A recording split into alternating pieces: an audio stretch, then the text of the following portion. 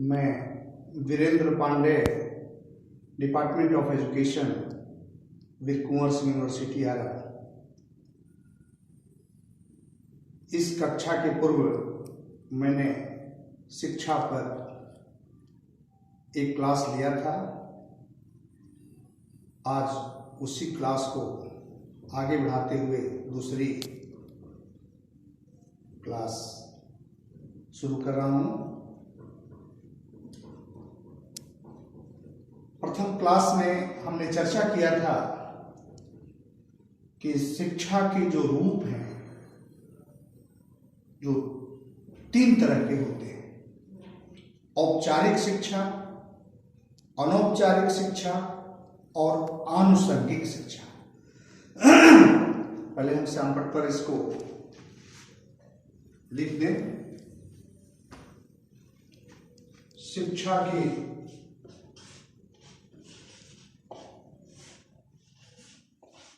रूप: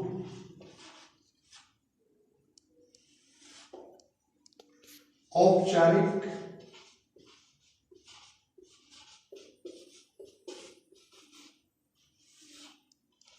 शिक्षा, अनौपचारिक शिक्षा,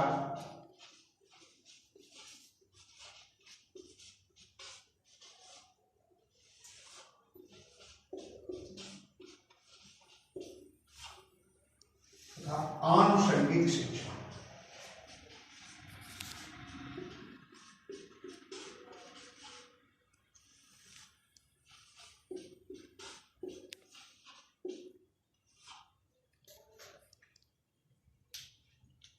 ये 3 तरह की व्यवस्थाएं कार्य करती हैं।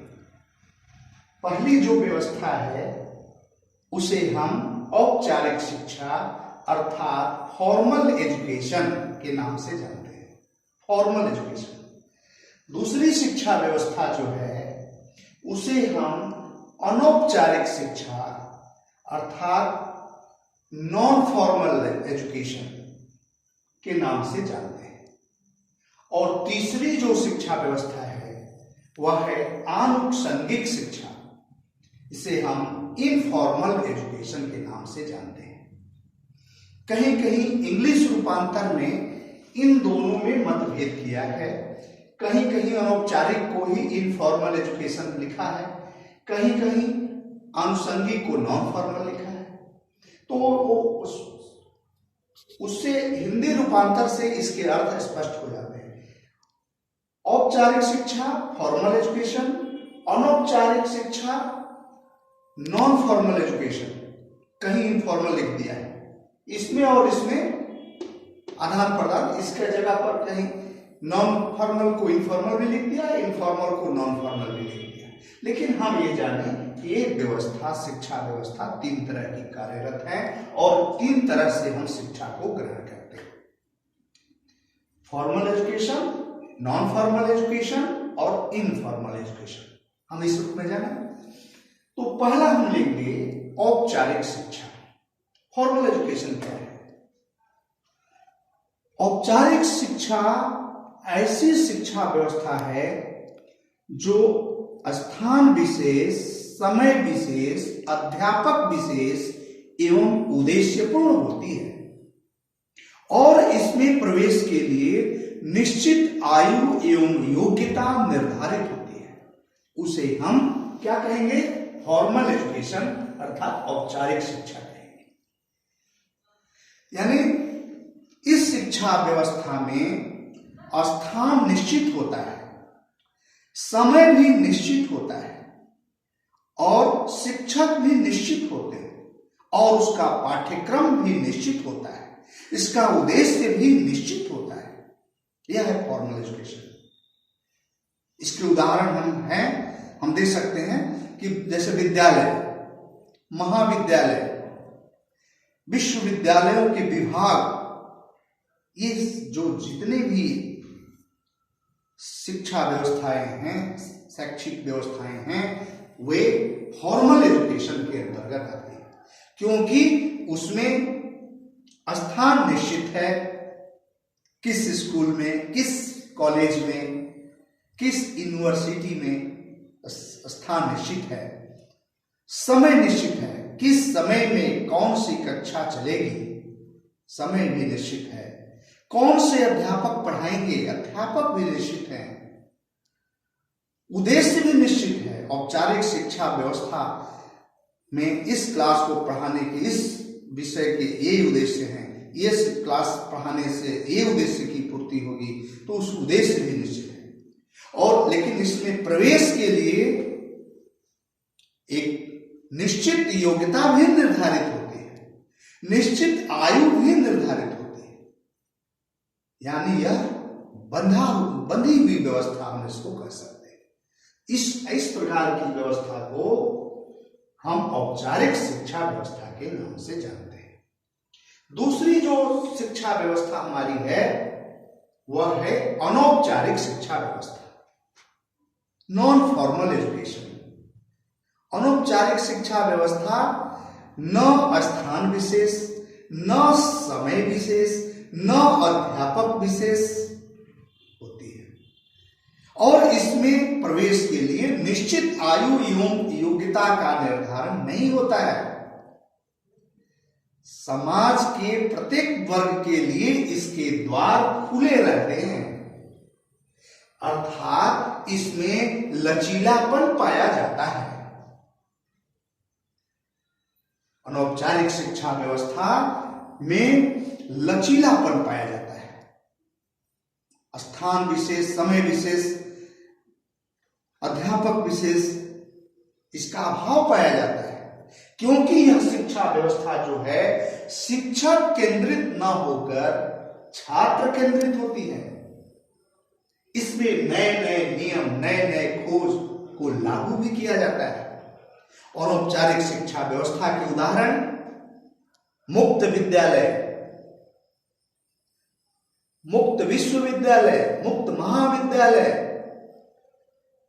दूरदर्शन, आकाशवाणी, प्रसार सेवा केंद्र, इस तरह की जो व्यवस्थाएं हैं, दूरवर्ती शिक्षा, पत्राचार शिक्षा, इस तरह की जो व्यवस्थाएं हैं, जो शैक्षिक व्यवस्थाएं हैं, वे अनौपचारिक शिक्षा व्यवस्था के अंतर्गत आती हैं। इसके द्वारा हर चीज में लचीलापन पाया जाता है और इसमें प्रवेश के लिए निश्चित योग्यता एवं आयु का निर्धारण नहीं होता है। इसलिए इसे हम कह सकते हैं कि यह न अध्यापक विशेष होती है, न समय विशेष होती है, न स्थान विशेष होती है, बल्कि यह छात्र केंद्रित होती है और छात्र की सुविधा अनुसार इसका निर्धारण किया जाता है। यह है अनौपचारिक शिक्षा व्यवस्था। अब हम तीसरी तरह की शिक्षा व्यवस्था की जो चर्चा करने जा रहे हैं उसका नाम है आनुषंगिक शिक्षा, इनफॉर्मल एजुकेशन। आनुषंगिक शिक्षा व्यवस्था ऐसी शिक्षा व्यवस्था है जिसमें पूर्व से किसी तरह का आयोजन नहीं होता, पूर्व में किसी प्रकार के उद्देश्यों का निर्धारण नहीं होता। यह शिक्षा प्रसंगवश घटित हो जाती है। उदाहरण के रूप में हम कह सकते हैं कि कहीं भी अचानक बिना प्रयोजन किए कुछ शिक्षा हम ग्रहण कर लेते हैं, कुछ दोस्तों के संपर्क में आकर, कुछ बड़े अनुभवी व्यक्तियों के संपर्क में आकर, कुछ पारिवारिक सदस्यों के संपर्क में आकर, कुछ समाज के विभिन्न वर्गों के लोगों के संपर्क में आकर हम बहुत सारी बातों को, बहुत सारे ज्ञान को ग्रहण कर लेते हैं। यानी कहने का तात्पर्य है कि ऐसी शिक्षा जो अचानक प्रसंगवश कहीं घटित हो जाती है और हम उसको ग्रहण कर लेते हैं, वह शिक्षा व्यवस्था आनुषंगिक शिक्षा व्यवस्था है। जैसे हम ट्रेन में जा रहे हैं, एक सीट पर हमने रिजर्वेशन कराया, हम सीट पर बैठे हुए हैं, सामने वाले सीट पर भी दूसरा व्यक्ति भी जा रहा है, वह भी दूसरा व्यक्ति रिजर्वेशन किया है, और बात बीच बीच में जब ट्रेन खुल जाती है, हम लोग आमने सामने जब बैठते हैं तो बात होने लगती है कि भाई साहब आप कहाँ जाइएगा, तो बताते हैं कि हम दिल्ली जा रहे हैं। तो हम अपनी बात भी बताते हैं, हम भी तो दिल्ली जा रहे हैं। तो फिर दोनों लोग में थोड़ी घनिष्ठता होती है। आप कहाँ से आ रहे हैं, तो हम आरा से आ रहे हैं। आप कहाँ से आ रहे हैं, तो हम भी तो आरा ही चढ़े। अच्छा, फिर चर्चा होने लगती है। इसी तरह किसी किसी टॉपिक पर भी चर्चा होने लगती है, और बातचीत के दौरान यहां से दिल्ली के बीच में जितने भी हमारे कुछ बात के क्रम में कुछ बातें जो हमारे उपयोग में होती हैं, कुछ चीजें हम सीख लेते हैं आपसी बातचीत के दौरान, ऐसी शिक्षा को हम आनुषंगिक शिक्षा, इनफॉर्मल एजुकेशन कहते हैं।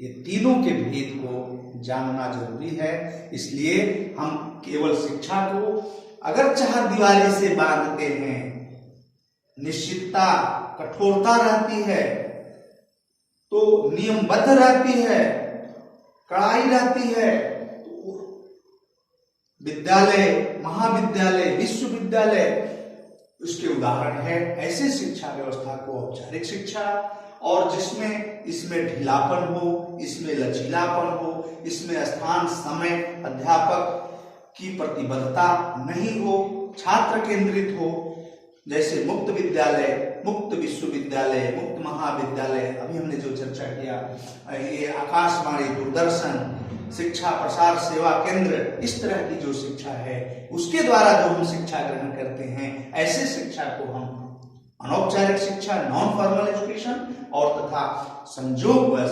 प्रसंगवश अचानक जो शिक्षा हमें चलते फिरते मिल जाती है, कहीं से ग्रहण कर लेते हैं, किसी के संपर्क में आकर, किसी परिस्थिति से, किसी स्थान विशेष से, किसी समय, किसी अनुभवी व्यक्ति से जो हम अचानक या प्रसंगवश कुछ ग्रहण कर लेते हैं, ऐसी शिक्षा आनुषंगिक शिक्षा है। तो ये तीनों व्यवस्था क्लियर है। अब हम चलते हैं कि शिक्षा जो है, शिक्षा के द्वारा बालक का विभिन्न क्षेत्रों में विकास होता है। शिक्षा द्वारा विकास के क्षेत्र,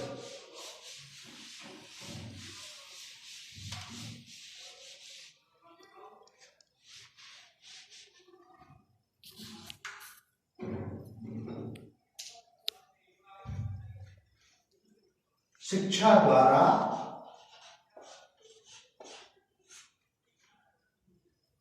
विभिन्न,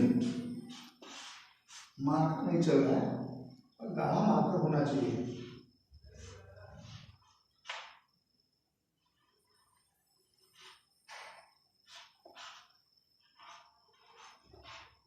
विभिन्न क्षेत्रों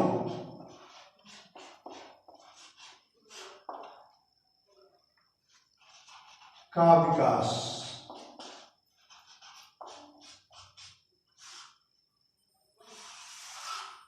शिक्षा द्वारा विभिन्न क्षेत्रों का विकास। शिक्षा विभिन्न क्षेत्रों में विकास करती है, जैसे आर्थिक विकास, आर्थिक विकास,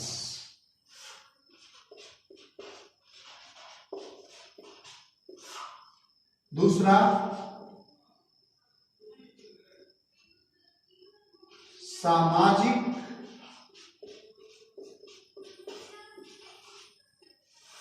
तथा सांस्कृतिक विकास,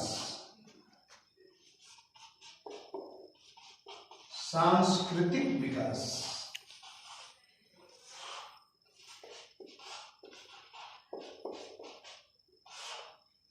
तीसरा राजनैतिक विकास,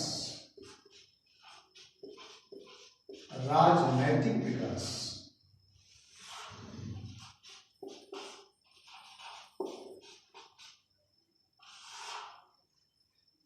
चौथा आध्यात्मिक विकास,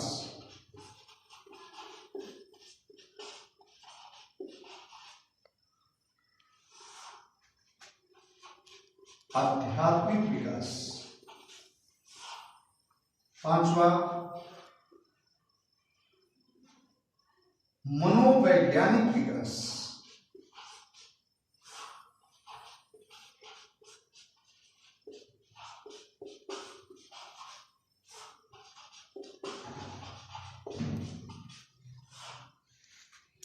इस तरह विभिन्न क्षेत्रों में शिक्षा के द्वारा विकास होती है। जैसे हम पहले आर्थिक विकास की चर्चा करें तो शिक्षा द्वारा मनुष्य का आर्थिक विकास होता है। यानी एक पढ़े लिखे व्यक्ति की आय और एक अनपढ़ व्यक्ति की आय दोनों में फर्क होता है। पढ़ा लिखा व्यक्ति यानी शिक्षित व्यक्ति एक अशिक्षित व्यक्ति से अधिक अर्थोपार्जन करता है और इतना अधिक करता है। जैसे शिक्षा पर व्यय भी होते हैं तो शिक्षा पर किए गए व्यय से कई गुना अधिक अर्थोपार्जन करता है। इसलिए एक अशिक्षित व्यक्ति की अपेक्षा शिक्षित व्यक्ति की आय अधिक हो जाती है। आजकल कुछ अशिक्षित व्यक्ति भी विभिन्न काम धंधों को कर कर कमाते हैं। ये मैं नहीं कह रहा हूं कि उनकी आय कम है या वो लोग भी कमाते हैं, लेकिन शिक्षा जो विकास के विभिन्न मार्गों को खोल देती है, उन विभिन्न मार्गों से एक शिक्षित व्यक्ति की जो आय है वो अशिक्षित व्यक्ति की तुलना में कई गुना बढ़ जाती है और शिक्षा पर किए गए व्यय से कई गुना बढ़ जाती है। इसलिए उसका आर्थिक विकास बहुत तेजी से होता है। शिक्षित व्यक्ति का आर्थिक विकास तीव्र गति से होता है एक अशिक्षित व्यक्ति की अपेक्षा। इसलिए शिक्षा का बहुत बड़ा महत्व है। सामाजिक तथा सांस्कृतिक विकास शिक्षा क्या करती है? शिक्षा के द्वारा सामाजिक विकास तथा सांस्कृतिक विकास होता है। सामाजिक तथा सांस्कृतिक विकास क्या? तो सामाजिक जैसा समाज होगा वैसी ही उसकी शिक्षा व्यवस्था होती है। जैसे हम अपने देश का उदाहरण लें, भारत एक लोकतांत्रिक देश है, भारत एक प्रजातांत्रिक देश है। तो इस यहां की शिक्षा का लक्ष्य क्या है? जन जन को शिक्षित करना, सबको शिक्षा का समान अवसर देना, अपनी संस्कृति की सुरक्षा करना। तो ये काम तब संभव है जब हम शिक्षा के महत्व को समझेंगे, जब हम शिक्षित होंगे, जब हम शिक्षा ग्रहण करेंगे। तो शिक्षा ग्रहण करेंगे तो जैसा समाज होता है वैसी उसकी आकांक्षाएं होती है और उसी के अनुरूप शिक्षा की व्यवस्था होती है। तो शिक्षा क्या करती है? हमारे सामाजिक तथा सांस्कृतिक विकास को बढ़ावा देती है। तीसरा है राजनैतिक विकास। राजनैतिक विकास भी शिक्षा के द्वारा होता है। राजनैतिक विकास का मतलब है शिक्षा श्रेष्ठ नागरिकों का निर्माण करती है, श्रेष्ठ नागरिक बनाती है, कुशल नागरिक बनाती है। तो जब हमारे देश में श्रेष्ठ नागरिक होंगे तो हमारा देश भी श्रेष्ठ होगा। वह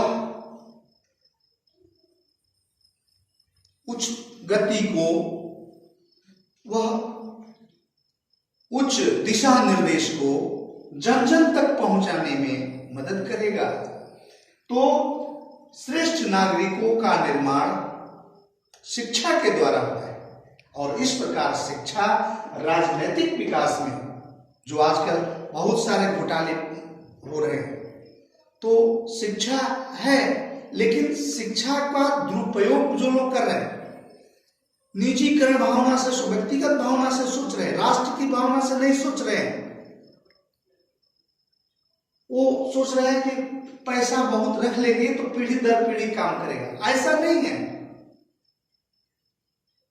पहले ही शोधी हुई पंक्तियां लिखी गई है कि साईं इतना दीजिए जामे कुटुंब समाए, मैं भी भूखा ना रहूं साध मन भूखा है। ईश्वर से इतना ही मांगा है कि मैं भूखा रहूं और मेरे द्वार पर कोई साधु संत यानी जो महान व्यक्तित्व वाले जो व्यक्ति आवे, कोई भी आवे हमारे द्वार पर, साधु संत जो भी हों, वो भूखा न जाए, इतना शक्ति हमें जरूर दो। ये नहीं कि सारा हम पीढ़ी दर पीढ़ी कई पुष्ट के लिए भर ले। अरे कहा गया है पूत सपूत तो का धन संचय, अपूत सब दोनों बातें हैं, पूत सपूत तो का धन संचय, अपूत कपूत तो का धन संचय। अगर पुत्र सपूत है तो धन तो कमा लेगा, वो अपनी शिक्षा के द्वारा, अपनी कौशलता के द्वारा वो अपना काम चला लेगा। वह जितनी आवश्यकता है, साईं इतना दीजिए जामे कुटुंब समय, वो भी अपना कर लेगा। फिर हमें धन संचय की उतनी आवश्यकता क्या है? ये हमारी सोच का फर्क है। हम सोचते हैं पैसा चाहिए, पैसा तो चाहिए, कितना? पैसे का एक रोल है, इससे कभी संतुष्ट हम नहीं होते, ये हमारी भूल है। पैसे की एक अपना रोल है, उतना ही तक करता है। लेकिन कुछ लोग समाज में कुछ ऐसे होते हैं जो व्यक्तिगत भावना को शीर्ष पर रखकर सामाजिक भावना का बलि दे देते हैं। ऐसे व्यक्तियों को मैं शिक्षा के माध्यम से भी आगाह करूंगा कि ये भावना को निकालकर हम ऐसा करें कि हमारा व्यक्तित्व का भी विकास हो, समाज का भी विकास हो और राष्ट्र का भी विकास हो। तो शिक्षा क्या करती है? श्रेष्ठ नागरिकों का निर्माण करती है, और जब श्रेष्ठ नागरिक होंगे तो हमारा देश भी श्रेष्ठ रहेगा। आध्यात्मिक विकास दो तरह की बातें हैं, लौकिक और परलौकिक। जो भौतिकवादी होते हैं वो लौकिक वस्तुओं, लौकिकता पर लौकिकता को ज्यादा महत्व देते हैं। लेकिन जो परलौकिक होते हैं वो अध्यात्म को अधिक महत्व देते हैं, ईश्वर में आस्था रखते हैं, धर्म में आस्था रखते हैं। धर्म का मतलब यहाँ हिंदू धर्म, मुसलमान धर्म, सिख धर्म, ईसाई धर्म, ये धर्म नहीं। मनुष्य का क्या धर्म है, नैतिकता क्या है, सद्गुण क्या है, इन सब बातों पर ध्यान देते हैं। तो दो लौकिक वस्तु, जो लौकिकता को ध्यान देते हैं वे भौतिक वस्तु, भौतिक सुख सुविधा, मकान चाहिए, गाड़ी चाहिए, इस पर ही ज्यादा दृष्टि देते हैं। और जो अध्यात्म होते हैं वो शरीर, मनुष्य जो शरीर है वो आत्मा को मानते हैं कि आत्मा अजर अमर है, शरीर तो नश्वर है, आत्मा को वे महत्व देते हैं। वो पारलौकिक होते हैं, वे ईश्वर पर विश्वास रखते हैं, नैतिकता का पालन करते हैं। इस प्रकार शिक्षा जो है हमारी आध्यात्मिकता के विकास में अमूल्य योगदान देती है। दूसरा पॉइंट है मनोवैज्ञानिक विकास। अंतिम है पांचवा पॉइंट जो इसमें हमने लिखा है यहाँ, मनोवैज्ञानिक साइकोलॉजिकल डेवलपमेंट। शिक्षा के द्वारा मनोवैज्ञानिक विकास भी होता है।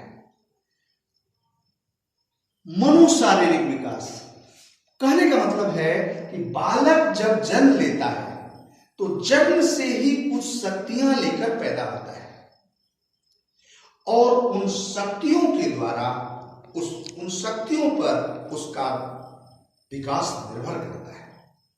मनुष्य एक मनोशारीरिक प्राणी है, उसके पास शरीर भी है और मन भी है। मनोवैज्ञानिक यानी शरीर का विकास भी, और मनोशारीरिक का शरीर का विकास और मन का विकास। तो मनोवैज्ञानिक, जहां तक मनोवैज्ञानिकता का सवाल है तो मनोवैज्ञानिक में ये व्यवहार का विज्ञान है। मनोविज्ञान का जब हम आगे चलेंगे तो मनोविज्ञान किसको कहते हैं, मनोविज्ञान क्या है? मनोविज्ञान जो आधुनिक मनोवैज्ञानिकों ने, जो विभिन्न मनोवैज्ञानिकों ने परिभाषा दी है, मनोविज्ञान व्यवहार का विज्ञान। तो व्यवहारिकता को, व्यवहार परिवर्तन पर बल देती है शिक्षा। शिक्षा क्या करती है? हमारे व्यवहार में परिवर्तन लाती है।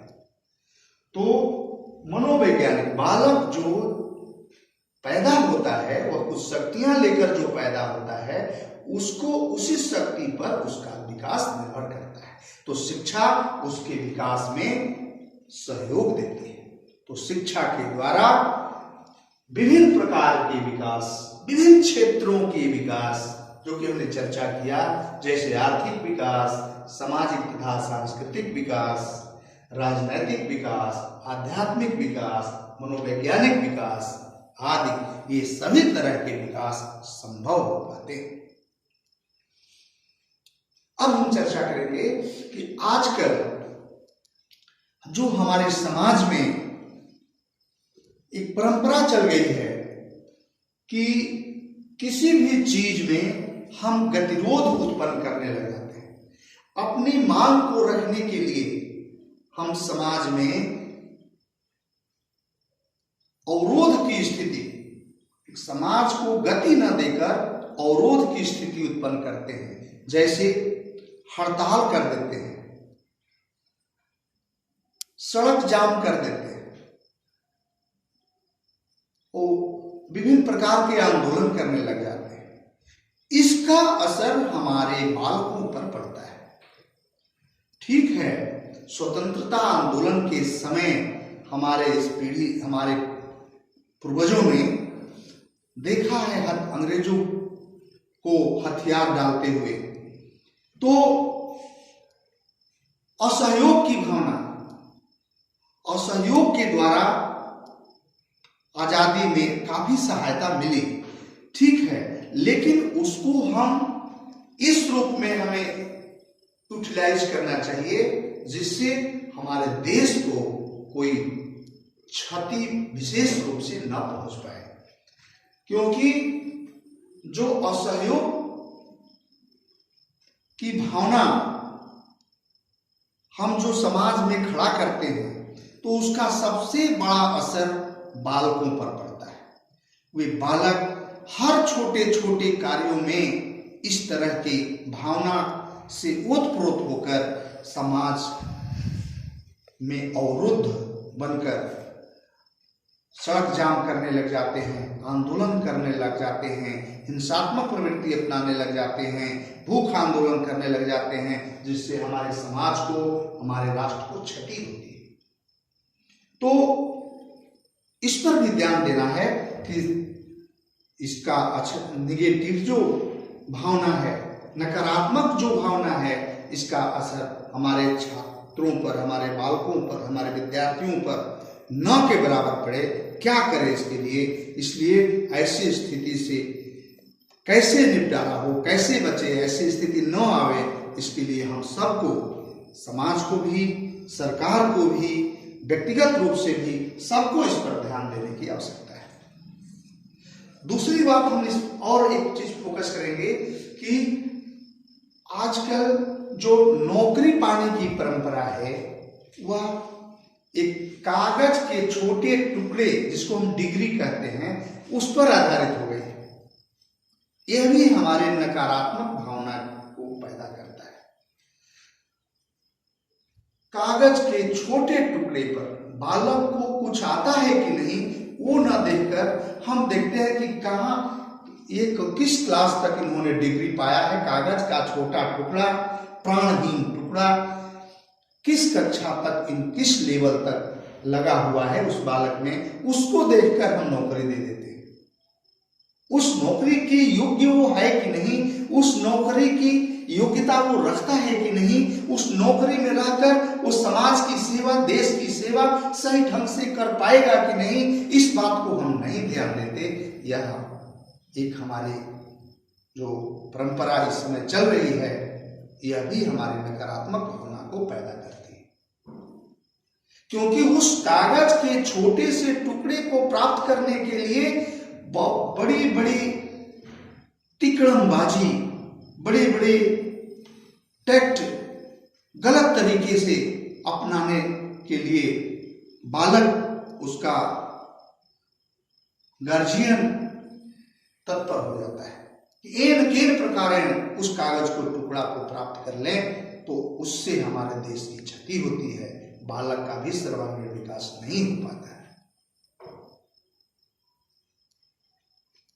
परीक्षा भी जो होती है, उसमें किन्हीं 5 प्रश्नों के उत्तर दो, यानी पूरे पाठ्यक्रम से 1%, 1.5%, 2% मात्र सवाल ही पूछे जाते हैं और उसमें भी पासिंग मार्क्स 1/3 रख दिया जाता है। बालक 30%, 33% मार्क्स पाकर उत्तीर्ण हो जाता है और जो परीक्षा ली जाती है, बाह्य परीक्षाएं, उसमें न परीक्षक बालक को जानता है, न परीक्षक शिक्षक को जानता है, तो उसका सही आकलन, सही मूल्यांकन भी नहीं हो पाता, क्योंकि मात्र 30%, 33% मार्क्स से वो उत्तीर्ण हो जाता है, 100% के ज्ञान को तो ले ही नहीं पाता। तो इससे क्या होता है कि वह शिक्षा की पूरी जानकारी, शिक्षा के पाठ्यक्रम जो निर्धारित हैं मानक के रूप, कक्षा के रूप, उसको भी वो ठीक ढंग से नहीं अध्ययन कर पाता, तो और 1/3 मात्र नंबर लेकर उत्तीर्ण हो जाता है और वो भी एन के प्रकार वो कागज का टुकड़ा प्राप्त कर लेता है, जो हमारे शिक्षा व्यवस्था को धूमिल करने में, शिक्षा व्यवस्था को चरमराने में ये महत्वपूर्ण भूमिका निभा रही है। इस पर भी हमें ध्यान देना होगा। कुछ लोग यह भी कहते हैं कि शिक्षा व्यवस्था में छात्र जो ज्ञान प्राप्त करते हैं उसमें शिक्षक के चरित्र से कोई मतलब नहीं, जबकि ये गलत है। शिक्षक का चरित्र बालक के चरित्र के निर्माण में अमूल्य योगदान देता है। शिक्षक कैसा हो? शिक्षक को चरित्रवान होना चाहिए, क्योंकि शिक्षक एक ऐसा सफेदपोश कपड़ा है जिस पर जरा सा भी छींटे पड़े तो वे दिखने लग जाते हैं।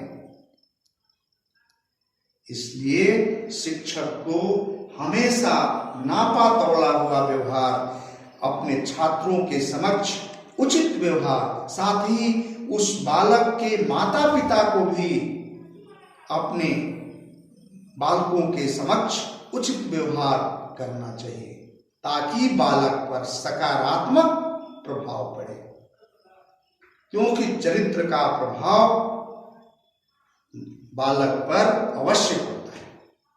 यह सबसे महत्वपूर्ण है। कहा गया है, हेल्थ इज लॉस्ट,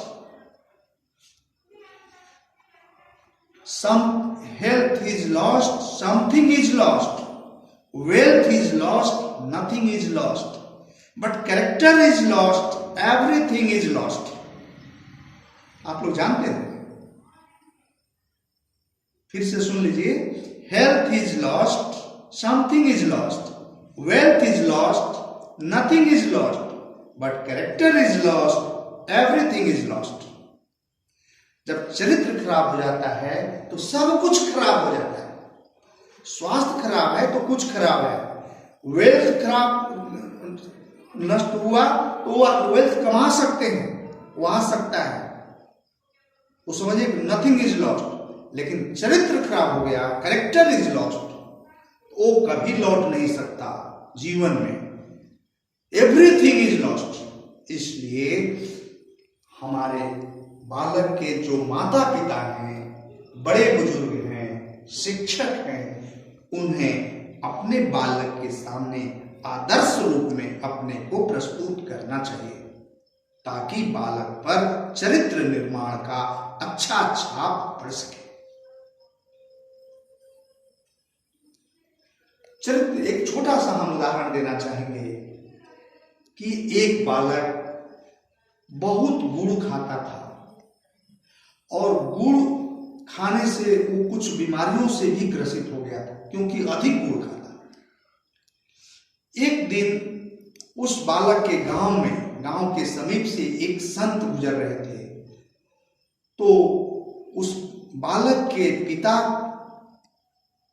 को मालूम हुआ कि एक संत आने वाले हैं, तो उस संत के से मिलने के लिए गए बालक को लेकर, और कहे कि अपने बच्चे की बीमारी के बारे में बताएंगे और गुड़ खाने की आदत इसकी कैसे छूटेगी उसके बारे में भी संत से पूछेंगे। संत के पास गए और उन्होंने कहा कि मेरा बच्चा बीमार रहता है, काफी बीमारियों से ग्रसित हो जाता है, गुड़ खाना छोड़ता नहीं, इनको आप कह गुड़ कैसे छोड़ेंगे, इनको आप कह दीजिए ताकि गुड़ माने इनको आशीर्वाद दीजिए, इनको प्रेरित कीजिए कि गुड़ खाना छोड़ दें। संत ने कहा कि मैं अभी तीर्थ यात्रा पर हूं, मैं 1 महीने में लौटता हूं तो फिर आप मिलिएगा। ये कहकर उनको भेज दिए, बालक और उसके अभिभावक को, और संत अपने तीर्थ यात्रा पर चले गए। लगभग 1 महीने बाद जब संत पुनः उस गांव पर आए, उस छात्र वो बालक के अभिभावक को भी पता चला, बालक और उसके पिता दोनों लोग उस संत के पास पहुंचे और कहे कि हम पिछली बार मिले थे, आपने 1 महीने बाद बोला था कि बालक गुड़ खाना कैसे छोड़ेगा, रोग से ग्रसित है, कैसे रोग से मुक्ति पाएगा। उसी दिन उस संत ने कहा कि बालक को बुलाया और कहा कि बालक कल से तुम गुड़ नहीं खाओगे, और कल से क्या, आज और अभी से ही गुड़ नहीं खाओगे। बालक ने उनकी बात को सहज स्वीकार कर लिया और गुड़ खाना छोड़ दिया। उनके संत की बात सुनकर उस बालक के पिता ने कहा कि ये जब इतनी ही बात कहनी थी तो उसी समय आप कह दिए होते 1 महीने पहले ही, तो अब तक ये गुड़ खाना छोड़ दिया होता तो हो सकता है ये रोग से ठीक हो जाता, आपने उस समय क्यों नहीं ये बात कही। संत ने कहा कि इसलिए मैंने उस समय ये बातें नहीं कही क्योंकि मैं उस समय खुद ही गुड़ खाता था। पहले मैंने गुड़ खाना छोड़ दिया, जब अपने छोड़ दिया फिर उस बालक को कहा कि गुड़ खाना छोड़ दो, तब इसका प्रभाव उस बालक पर पड़ेगा। तो शिक्षक कहने का मतलब है, शिक्षक को अपने बालक के सामने आदर्श होना चाहिए। जब खुद शिक्षक चरित्रवान होंगे तो उनका छात्र भी चरित्रवान होगा, उसका असर उस छात्र पर पड़ेगा, क्योंकि छात्र जो है अपने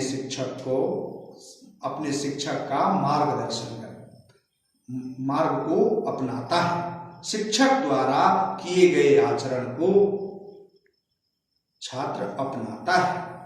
इसलिए शिक्षक, माता पिता, बड़े बुजुर्ग सबको एक बालक के सामने आदर्श होना चाहिए, तब शिक्षा का अच्छा प्रभाव देखने को मिलेगा।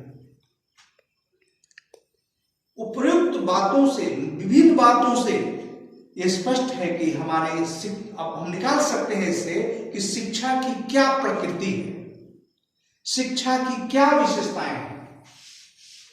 चर्चा कर रहे हैं इसमें।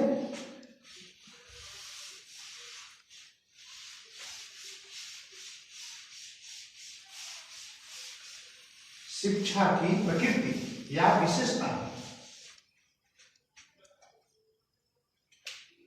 शिक्षा की प्रकृति।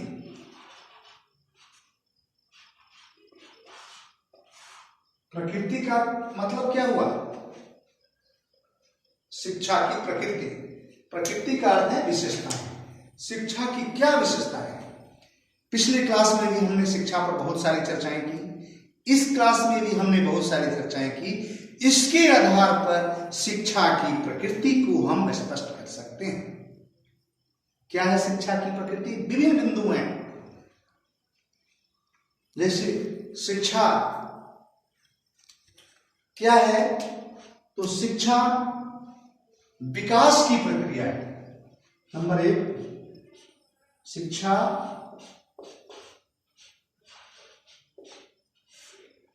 विकास की प्रक्रिया है।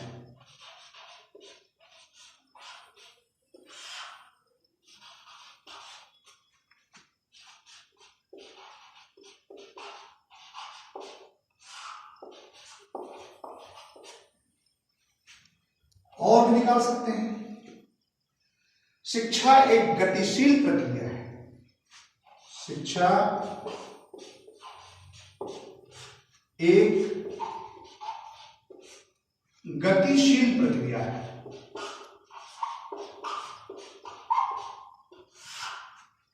गतिशील प्रक्रिया है। तीसरा, शिक्षा एक द्विमुखी प्रक्रिया है। शिक्षा एक द्विमुखी प्रक्रिया है।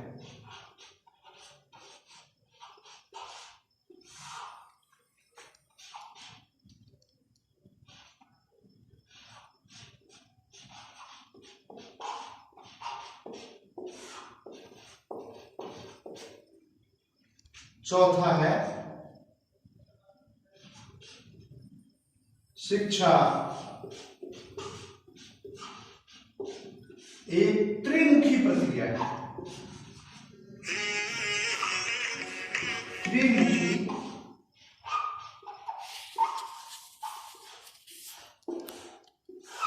त्रिमुखी प्रक्रिया है।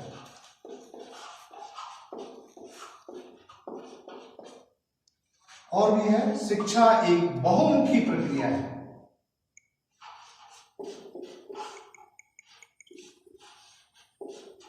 शिक्षा एक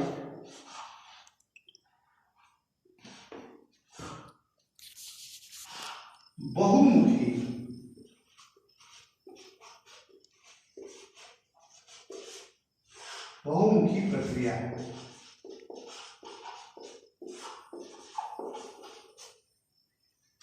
छठवां है शिक्षा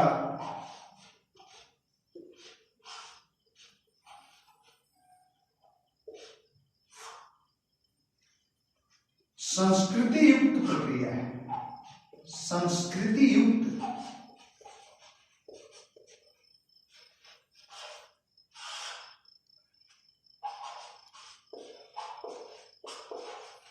प्रक्रिया है। शिक्षा प्रकाश पुंज है। शिक्षा प्रकाश पुंज है।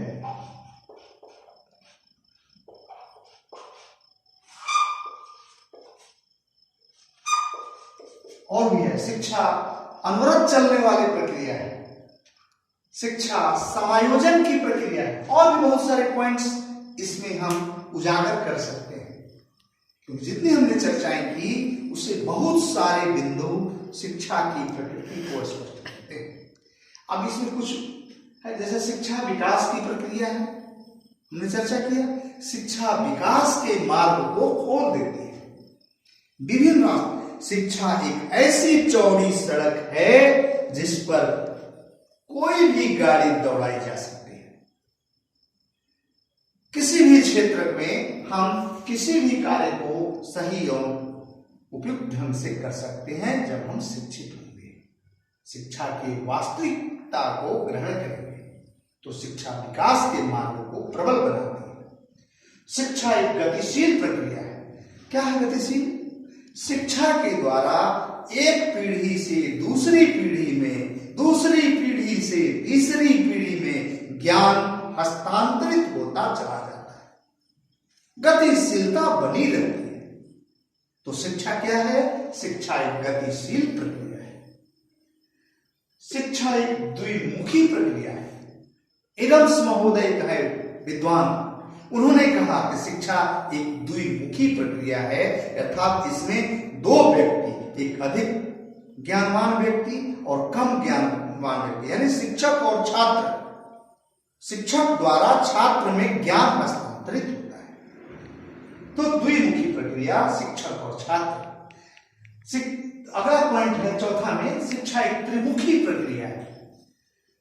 जॉन डीवी, अपना नाम सुने होंगे, जॉन डीवी कहते हैं कि शिक्षा एक त्रिमुखी प्रक्रिया है, यानी शिक्षक भी है, छात्र भी है और एक विषय वस्तु भी है। शिक्षक द्वारा उस विषय वस्तु के ज्ञान को छात्र तक पहुंचाया जाता है। तो तीन चीजें इसमें हैं, शिक्षक, छात्र एवं विषय वस्तु। इस प्रकार शिक्षा एक त्रिमुखी प्रक्रिया है। शिक्षा एक बहुमुखी प्रक्रिया है। बहुमुखी विभिन्न क्षेत्रों में, अभी हमने पॉइंट वाइज पहले चर्चा किया था, शिक्षा के द्वारा आर्थिक विकास होता है, सामाजिक सांस्कृतिक विकास होता है, राजनैतिक विकास होता है, आध्यात्मिक विकास होता है, मनोवैज्ञानिक विकास होता है, यानी विभिन्न क्षेत्रों के विकास का मार्ग प्रशस्त होता है। इस प्रकार शिक्षा एक बहुमुखी प्रक्रिया है। शिक्षा संस्कृति युक्त है। संस्कृति, हम भारत में शिक्षा दे रहे हैं तो हम भारत की संस्कृति का मतलब अपने रीति रिवाज को, अपने पहनावा को, अपने चाल चलन को, अपने मानक प्रमाणिकता को हम साथ लेकर चलते हैं। उसके आधार पर हम शिक्षा का प्रसार करें। ये नहीं कि पाश्चात्य देशों में चल रही संस्कृति को हम अपना लें, जो जैसा कि आजकल बहुत पाश्चात्य देश की संस्कृति हावी हो चुकी है। पाश्चात्य देश के लोग हमारी संस्कृति को, भारत की संस्कृति को अपनाने लगे हैं, क्योंकि यह संस्कृति जो है वह दमदार संस्कृति है। यह संस्कृति मजबूत संस्कृति है। यह संस्कृति विकास की संस्कृति है। लेकिन हम क्या करते हैं, अपनी संस्कृति को भुलाते जा रहे हैं और पाश्चात्य संस्कृति हेलो हाय में विश्वास करते जा रहे हैं। हेलो हाय दिस दैट्स, और मूल जो है अपनी संस्कृति, रीति रिवाज, पहनावा, ये सारी व्यवस्था ऊपर हम जो विचलित हो रहे हैं उससे विचलित नहीं होना है। अपनी संस्कृति के अनुरूप ढलते हुए जो अन्य देशों से भी अच्छे ज्ञान प्राप्त हो रहे हैं उन्हें हम पकड़ें, लेकिन उसे अपनी संस्कृति से जोड़कर उसका प्रचार प्रसार करें। तो अपनी संस्कृति की रक्षा करना शिक्षा क्या करती है? शिक्षा के द्वारा सुसंस्कृत बालक बनता है, अपनी संस्कृति की रक्षा होती है, और अपनी संस्कृति की रक्षा के साथ साथ भी हम अन्य ज्ञान को उसमें जोड़ते चले जाते हैं। तो शिक्षा सुसंस्कृति युक्त प्रक्रिया है। शिक्षा प्रकाश पुंज है। शिक्षा अंधकार को मिटाती है, हमें ज्ञानवान बनाती है, हमें प्रकाशवान बनाती है। इस तरह से हम जब ज्ञानवान होते हैं, प्रकाशवान होते हैं, तो अपने जीवन में आने वाली विभिन्न समस्याओं का समाधान हम सरलता एवं सुगमता पूर्वक आसानी से कर लेते हैं। तो शिक्षा एक प्रकाश पुंज है। इस प्रकार हम कह सकते हैं कि शिक्षा के द्वारा विभिन्न प्रकार के विकास को बढ़ावा मिलता है। शिक्षा के विभिन्न उद्देश्य भी बताए गए हैं। तो अब एक क्लास अभी और लेंगे, आज इतने पर ही हम विराम देते हैं। शिक्षा पर उस दिन हम निचोड़ के और समेटने का प्रयास करेंगे, लेकिन शिक्षा पर जो, क्योंकि शिक्षा के उद्देश्य क्या हैं, शिक्षा को प्रभावित करने वाले कारक क्या हैं, इसकी चर्चा हम करेंगे, और भी अन्य कुछ बिंदु पर हम लोग चर्चा करेंगे अगले दिन। आज हम इन्हीं पर विराम देते हैं। धन्यवाद।